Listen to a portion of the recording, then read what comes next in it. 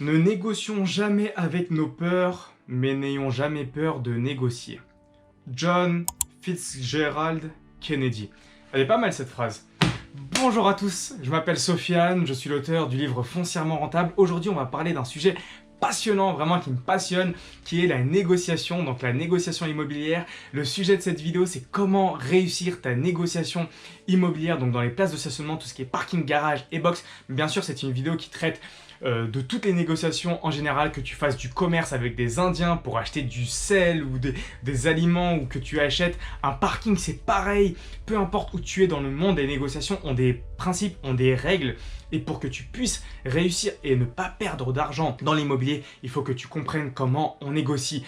Donc on va voir tout ça ensemble dans cette vidéo, mais avant ça, jingle.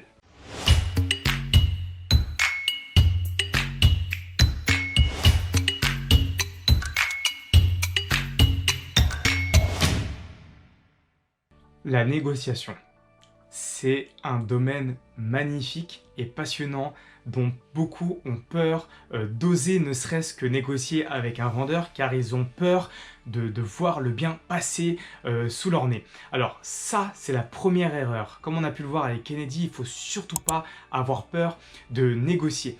La première chose à comprendre dans la négociation, c'est que celui qui va gagner la négociation est paradoxalement celui qui a le moins à perdre dans cette négociation. C'est la première chose à prendre en compte, c'est qu'il faut que tu dises, quand tu vas rechercher un bien immobilier, que ce bien est effectivement intéressant, qu'il faut que tu réussisses ta négociation si ce bien t'intéresse, mais il ne faut surtout pas que tu t'enfermes dans un état d'esprit ou que tu sois obnubilé par ce bien et que tu ne penses qu'à ça matin, midi et soir, parce que ça va avoir un effet négatif sur quoi? Sur tes émotions. Le contrôle des émotions est la clé du succès dans une négociation.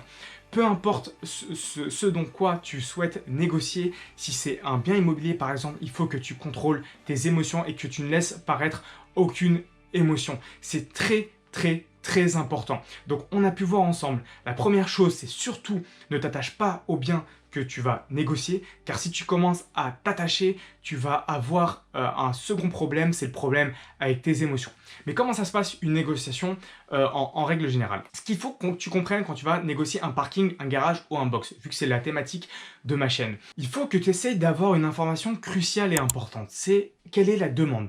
Tu as une offre, donc le parking, le garage ou le box qui est en face de toi, que tu souhaites acquérir. On est d'accord là-dessus. Mais il faut que tu essayes d'avoir le maximum d'informations sur combien d'autres acheteurs potentiels sont en concurrence avec toi et qui pourraient donc te faire échouer ton achat. Si tu arrives à avoir ces éléments-là, il y a quelques petites astuces pour les connaître. Par exemple, si tu sais que le bien est tout récent, il est vraiment tout récent, et que quand tu es parti visiter ce bien, la personne venait de terminer une visite avec un autre client potentiel, un autre acheteur potentiel. Là, tu peux savoir qu'il y a une demande. Si par contre le bien est en vente depuis 5, 6, 7, 8 mois, tu peux te dire qu'il n'y a pas tant de demandes que ça, donc tu as une plus grande marge de négociation. Donc il faut que tu essaies de trouver tous les éléments.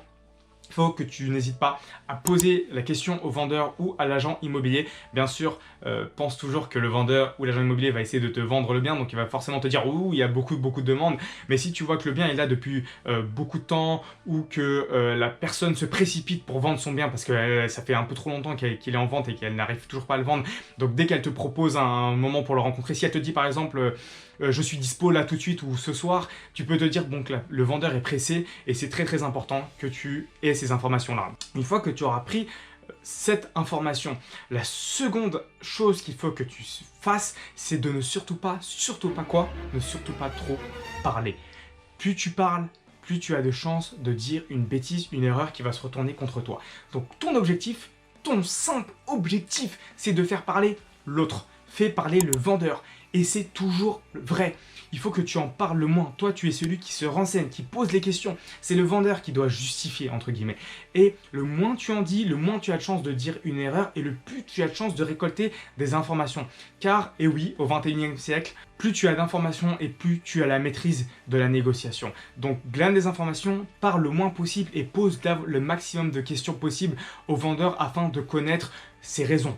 Très important, il faut que tu saisisses son pourquoi. Pourquoi il veut le vendre? Est-ce qu'il est pressé? Est-ce qu'il a déjà conclu un autre achat? Est-ce qu'il a fait peut-être un crédit relais? Pourquoi il veut vendre son bien? C'est très très important, il faut que tu apprennes ces raisons-là avant de pouvoir négocier. Donc avant de parler prix, essaye de vraiment maîtriser tous ces sujets-là. Essaye de te renseigner, essaye de gagner un maximum d'informations. Mais surtout, toi, dis-en le moins possible. Donc surveille ça là, cette langue. Parce que cette langue, elle peut te faire perdre beaucoup d'argent. Une fois que tu as récolté beaucoup d'informations, il est temps de passer au prix. Donc là, ce qu'il faut que tu fasses, c'est surtout, ne fais pas l'erreur de toi dire ton prix avant. Pourquoi? Si, imaginons, un bien est à vendre à 100 000 euros et que tu arrives dans ta négociation et que tu es le premier à dégainer, entre guillemets, à dire ton prix, par exemple ton prix d'achat de 90 000, et que la personne en face de toi, elle te dit 90 000? Ok, je vous le vends à 90 000.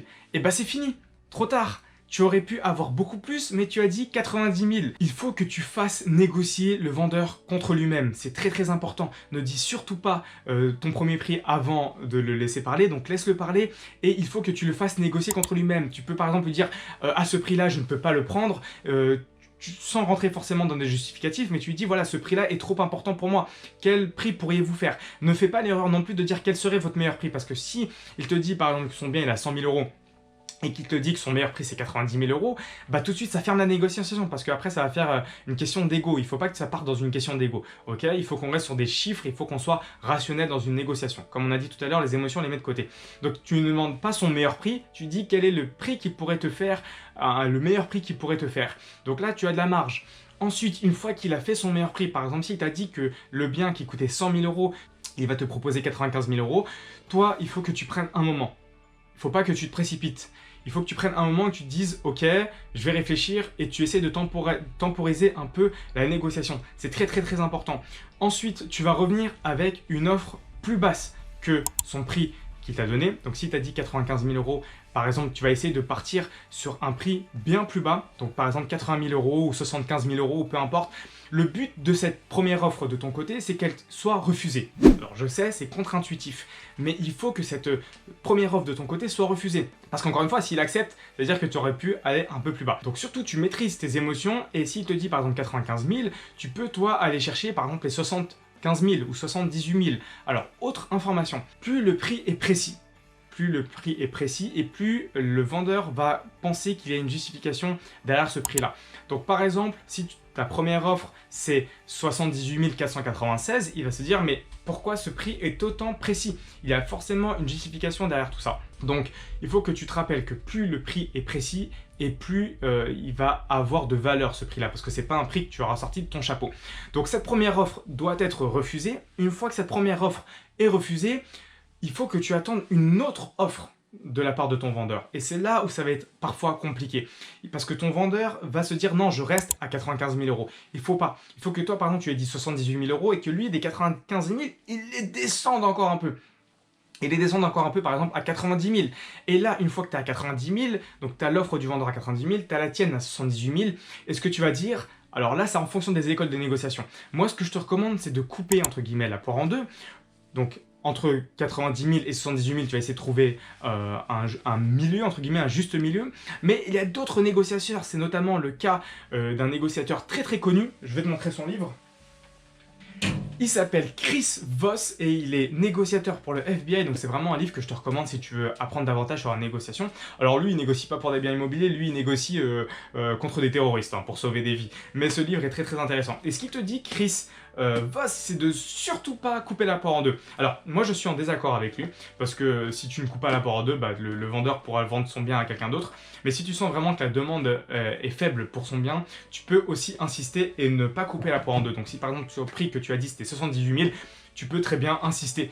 L'autre stratégie, si tu ne veux pas couper la poire en deux, c'est de lui démontrer par des calculs que son prix n'est pas raisonnable et que ton prix est plus juste. Comment tu peux faire ça? Tu peux faire ça par exemple en faisant un calcul de rentabilité où tu lui montres qu'à son prix à lui, la rentabilité est par exemple de 3,56%, ce qui est beaucoup trop faible et ce qui est en dessous du prix du marché. Mais que toi, en faisant tes calculs, bah, tu expliques que tu arrives à une rentabilité de 5, 6, 7%, je ne sais pas. Et donc, tu vas avoir un argument justificatif très très important. Donc, un poids, une autorité qui va venir asseoir ton prix à toi, argumenter en faveur de ton prix. Et ça va être très très utile pour négocier. Voilà, c'est une courte vidéo pour te parler de la négociation. Bien sûr, c'est un sujet qui mérite des heures et des heures de négociation parce que tu peux perdre beaucoup d'argent et aussi, paradoxalement, tu peux en gagner énormément si tu sais très bien négocier. Tu peux en gagner à l'achat mais aussi à la vente parce que les mêmes techniques de négociation se retrouvent à la vente. Donc si c'est un sujet qui t'intéresse, j'ai tout un module qui parle de la négociation dans ma formation Parking le bon créneau. Donc là, c'est plusieurs heures où on va parler ensemble de négociation. Moi, je négocie pour l'immobilier, mais je négocie aussi pour mes entreprises et j'utilise au quotidien, c'est ce qui m'a permis de gagner plusieurs dizaines de milliers d'euros, voire plusieurs centaines de milliers d'euros. Donc c'est très important, forme-toi à la négociation. Il y a ce livre de Chris Voss qui est assez intéressant. J'ai toute une partie dans mon livre aussi, foncièrement rentable, qui est juste ici, qui parle de la négociation. C'est très fondamental que tu te formes à la négociation. Enfin, si tu as liké cette vidéo, n'hésite pas à lâcher un gros like. Si tu as des questions, commente. Si tu as des astuces que tu utilises toi en négociation, tu peux les dire en commentaire, ça sera toujours amusant de les lire et on pourra toujours en apprendre davantage. Et enfin, si le sujet des parkings, garages et box t'intéresse, n'hésite pas à t'abonner parce que je vais sortir une vidéo chaque semaine qui va traiter de ce sujet-là. Et en attendant, je te dis prends soin de toi et à très vite. Ciao!